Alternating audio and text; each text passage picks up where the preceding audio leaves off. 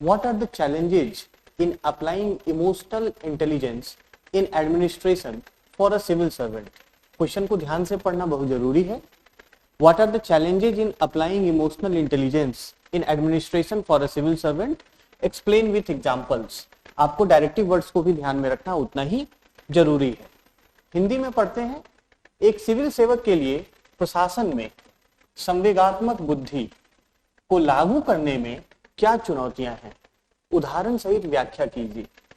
अब ऐसे प्रश्न, सरल है प्रश्न हालांकि, पर जब आप लिखने के लिए तैयार होते हैं तो कुछ कठिनाइयां आ सकती हैं, क्योंकि एप्लीकेटिव क्वेश्चन है. किस तरीके से इमोशनल इंटेलिजेंस को एडमिनिस्ट्रेशन में अप्लाई किया जाए और क्या चैलेंजेज आते हैं, तो आपको चैलेंजेज पर फोकस करना है. क्वेश्चन प्रीटी क्लियर है, स्ट्रेट फॉरवर्ड है. तो अप्रोच क्या रखेंगे? हम जानते हैं कि 8 मार्क्स का ये क्वेश्चन है, तो 125 वर्ड्स में आपको लिखना है. इंट्रोडक्शन में हम क्या लिख सकते हैं?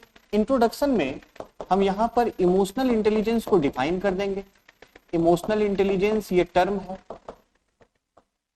आंसर्स में टर्म को, की टर्म्स को डिफाइन करके इंट्रोड्यूस करना एक बहुत अच्छा तरीका माना जाता है. तो इमोशनल इंटेलिजेंस के लिए कई डेफिनेशंस हैं, चाहे वो डैनियल गोलेमन के द्वारा दी गई हो या फिर सैलोवे और मेयर के द्वारा दी गई हो, तो आप उनको शामिल करके अपने इंट्रोडक्शन को लिख सकते हैं, या फिर आप अपनी समझ से इमोशनल इंटेलिजेंस को खुद से डिफाइन करके इंट्रोड्यूस कर सकते हैं. कोई जरूरी नहीं है कि आप पहले से एक निर्धारित डेफिनेशन को ही लिखें. हालांकि इमोशनल इंटेलिजेंस के डेफिनेशन में जो बहुप्रचलित परिभाषा है वो डैनियल गोलेमन की है और साथ ही साथ सैलोवे एंड मेयर की.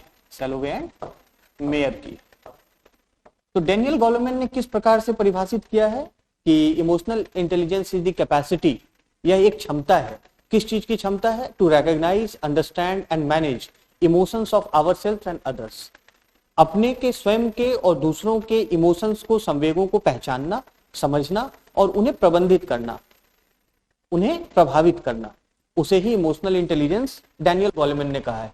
सैलोवे एंड मेयर ने भी कुछ उसी प्रकार की बात कही है, पर उनका उद्देश्य जो है वहां पर दोनों की परिभाषा में अंतर आ जाता है इमोशनल इंटेलिजेंस के उद्देश्य के संदर्भ में.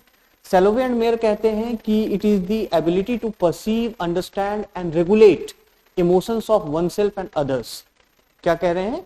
परसीव, परसीव या रिकॉग्नाइज करना एक ही चीज है. Perceive, understand and regulate emotions of oneself and others for, किस चीज के लिए? Emotional and personal growth. Emotional growth के लिए और व्यक्तिगत ग्रोथ के लिए, उसे ही इमोशनल इंटेलिजेंस कहा गया है.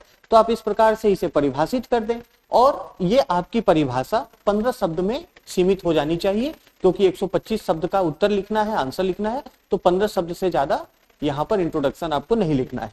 शब्द सीमा को ध्यान में रखना है. अब हम आते हैं क्वेश्चन के आंसर के मेन बॉडी पर.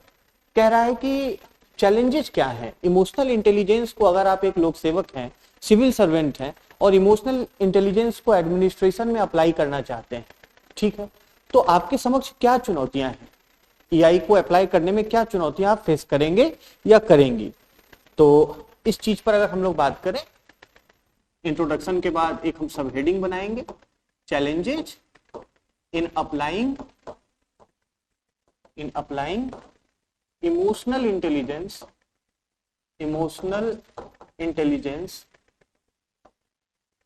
in administration for a civil servant.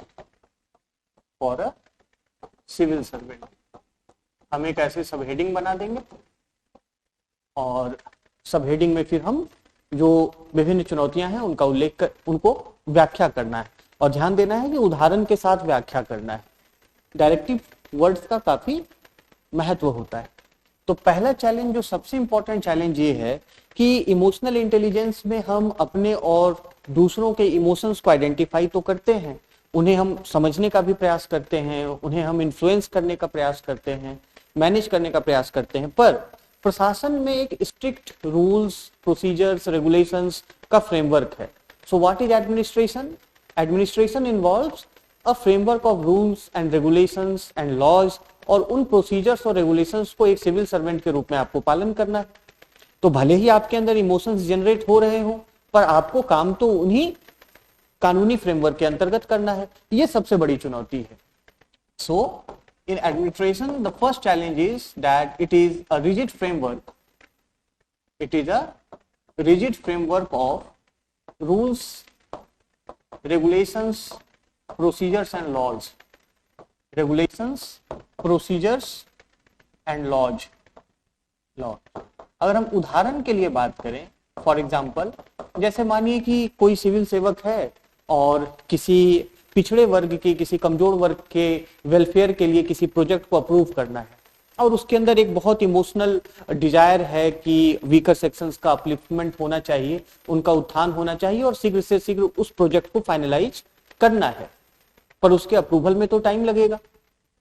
कई बार ऐसा होता है कि अप्रूवल मिलने में किसी सरकारी प्रोजेक्ट में सालों साल लग जाते हैं। तो वहां पर यह चुनौती उनके सामने होगी कि अपने इमोशनल इंटेलिजेंस को किस तरीके से हम एक्सप्रेस करें, जहां पर कि एक तरफ तो वो प्रोजेक्ट के अप्रूवल के लिए भी प्रयास कर रही होंगी या कर रहे होंगे, लेकिन साथ ही साथ उन्हें जो प्रशासनिक ढांचा है, जो प्रक्रियाओं का जो पूरा तंत्र है, उसे भी ओवरकम करने में समय लगेगा। तो इस प्रकार से आपको चुनौतियों को एग्जाम्पल के साथ लिखना है। In the case of approval of any project for upliftment of weaker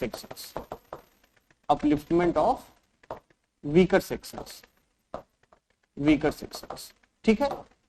अच्छा, दूसरा, हम जानते हैं कि सिविल सेवक काफी स्ट्रेसफुल इन्वायरमेंट्स में काम करते हैं, उनके समक्ष डेडलाइंस होती हैं, उनके समक्ष योजनाओं को क्रियान्वित करने की डेडलाइंस होती हैं, टारगेट्स होते हैं। तो वैसे स्ट्रेसफुल इन्वायरमेंट में इमोशनल इंटेलिजेंस को अप्लाई कर पाना बड़ा कठिन होता है, समय भी कम होता है, क्योंकि आपके सामने बहुत स्ट्रिक्ट टाइमलाइंस हैं, डेडलाइंस हैं, उसको पूरा करना है और उस पूरी प्रक्रिया में व्यक्ति मानसिक रूप से इतना मेंटली एंगेज हो जाता है, एट टाइम्स एग्जॉस्ट भी हो जाता है, जो कि संभव नहीं है कि हर पक्ष पर इमोशनली इंटेलिजेंट डिसीजंस लिए जा सकें।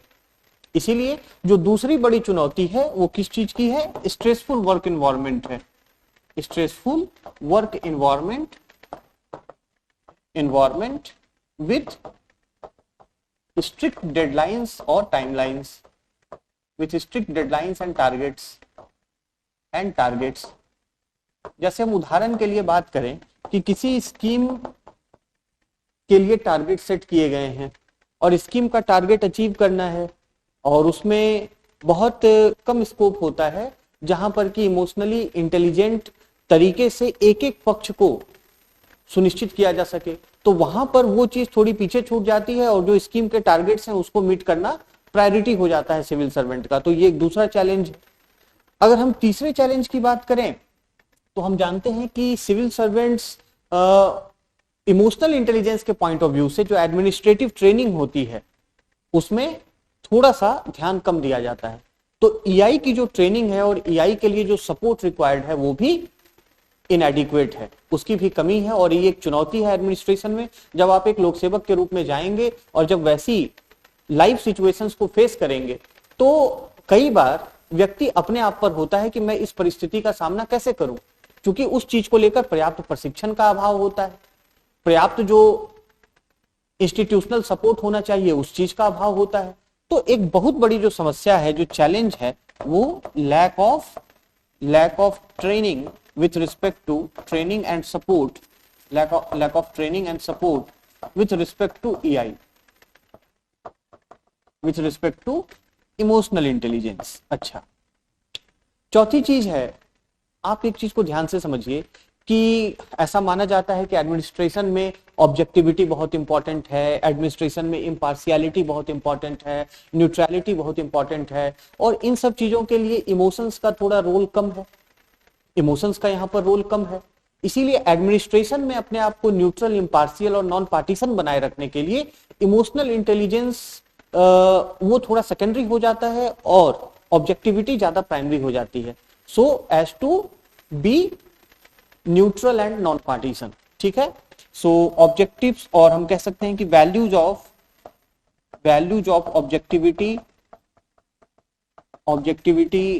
न्यूट्रलिटी etc, गेन प्राइमेसी, अच्छा, कुछ और चैलेंजेस की हम जैसे बात करें तो हम जानते हैं कि in administration at times the civil servant has to take tough decisions. जैसे मान लीजिए कि किसी ने अनाधिकृत रूप से, अनऑथराइज्ड रूप से पब्लिक प्रॉपर्टी को ऑक्युपाई किया हुआ है, तो उसको एविक्ट करने के लिए एक सिविल सर्वेंट को गवर्नमेंट के स्ट्रॉन्ग इमेज को भी प्रेजेंट करना पड़ेगा। मान लीजिए कि अगर किसी ने कहीं सरकारी जमीन को कब्जा किया हुआ है, तो सिविल सर्वेंट के लिए इंपैथी तो होगी उसके पास, उसे इमोशनल इंटेलिजेंस का इस्तेमाल करना पड़ेगा, क्योंकि एक परिवार वहां से विस्थापित होगा, हो सकता है कई परिवार वहां पर रह रहे हों, पर उन्होंने सरकारी जमीन का कब्जा किया हुआ है। तो वहां पर एक तरफ तो किसी के घर उजड़ने की बात है, किसी के भविष्य के ऊपर खतरा है, जीवन के ऊपर खतरा है, कारोबार के ऊपर खतरा है, और दूसरी तरफ जो अनाधिकृत रूप से, गैर कानूनी रूप से पब्लिक प्रॉपर्टी को ऑक्युपाई किया गया है, उसको भी फ्री कराना है। तो ये उदाहरण आप इस तरीके से देते हुए अपनी बात को कह सकते हैं। तो क्या चुनौती है? चुनौती ये है कि in cases of maintaining strong image of government, maintaining strong image of government, strong image of government. अब वहां पर क्या है, देख लीजिए कि जैसे इलीगल इमाइग्रेशन का इशू है, अवैध अप्रवासन का, तो इलीगल इमिग्रेंट्स के केस में इमोशनल इंटेलिजेंस की बहुत बड़ी आवश्यकता है, क्योंकि हम जानते हैं illegal immigration is motivated by number of factors, but it also at the same time arises a number of questions और concerns with respect to national security, with respect to the scarce resources in the host country. इन सभी चीजों का संकट पैदा होता है। तो इमोशनल इंटेलिजेंस वैसे केसेस में अप्लाई करना थोड़ा मुश्किल होता है जहां पर कि सरकार की एक मजबूत छवि को या राष्ट्र की एक मजबूत छवि को, नेशन के स्ट्रॉन्ग इमेज को प्रोजेक्ट करना हो। Okay, so these specific points, आपको आंसर में क्या करना है, स्पेसिफिक पॉइंट्स लिखने हैं, स्पेसिफिक एग्जांपल्स लिखने हैं, और चूंकि 125 वर्ड्स का आंसर है तो इसमें बहुत ज्यादा इलेबोरेशन की संभावना सीमित है। तो इस तरीके से आप स्पेसिफिक पॉइंट्स को नोट डाउन करते हुए अपनी बात को रख सकते हैं। कंक्लूजन में क्या लिखेंगे, 125 शब्द का है, तो इसमें भी आपको 10 से 15 शब्द में अपनी बात को समाप्त करना है। सबसे पहली बात कि इन सभी चीजों में हमने एक चीज देखा कि प्रक्रियाओं को, प्रोसीजर्स को, लॉज को फॉलो करना सिविल सर्वेंट के लिए सबसे मैंडेटरी, गवर्नमेंट के ही इंस्टीट्यूशनल फ्रेमवर्क में काम करना है। तो क्या जरूरी है उसके लिए कि हम उस इंस्टीट्यूशनल फ्रेमवर्क में नेटवर्क डेवलप करें, ईआई को, इमोशनल इंटेलिजेंस को बेहतर तरीके से इस्तेमाल करने के लिए हम क्या करें, नेटवर्क बिल्डिंग करें उसी गवर्नमेंटल फ्रेमवर्क में। पहली बात तो ये। दूसरी चीज ये कि ईआई की जो ट्रेनिंग दी जाती है सिविल सर्वेंट्स को, जो ओवरऑल एडमिनिस्ट्रेटिव ट्रेनिंग दी जाती है लोक सेवकों को, उसमें ईआई का पक्ष और ज्यादा मजबूत किया जाए, है ना। तो उसमें जो ईआई ट्रेनिंग है उसको और ज्यादा मजबूत किया जाए, ज्यादा फ्लेक्सिबल तरीके से हम कहें कि गवर्नेंस को थोड़ा सा और फ्लेक्सिबल बनाने का प्रयास किया जाए। अच्छा, और तीसरी चीज ये है कि नेटवर्क बिल्डिंग और ईआई ट्रेनिंग के अलावा हमने जो एक बात की कि भैया अभी डिजिटाइजेशन का जमाना है, डिजिटाइजेशन के जमाने में ह्यूमन इंटरफेस कम हो गया है और मशीनों ने गवर्नेंस में भी, या डिजिटलाइजेशन ने गवर्नेंस में भी अपनी पकड़ बना ली है। और हम जानते हैं कि डिजिटाइजेशन के दौर में सिस्टम जो है, गवर्नेंस, वो मैकेनाइज्ड हो जाता है। तो जब गवर्नेंस मैकेनाइज्ड हो जाता है तो वहां पर इमोशनल इंटेलिजेंस गवर्नेंस में साइड हो जाता है, क्योंकि मशीनों के पास अभी तक उतनी उन्नत क्षमता, एडवांस्ड कैपेसिटी इमोशनल इंटेलिजेंस की विकसित नहीं हुई। वैसे परिदृश्य में हमें यह भी ध्यान रखना होगा, आप निष्कर्ष में लिख सकते हैं कि ethical use of technology in governance, ethical use of technology in governance giving और considering the emotional intelligence aspect also. तो आप इस तरीके से अपनी बात को समाप्त कर सकते हैं। Ethical use of technology in governance, technology in governance. तो इस तरीके से 125 शब्द में प्रयास किया जाए कि अपनी बात को हम समाप्त कर दें।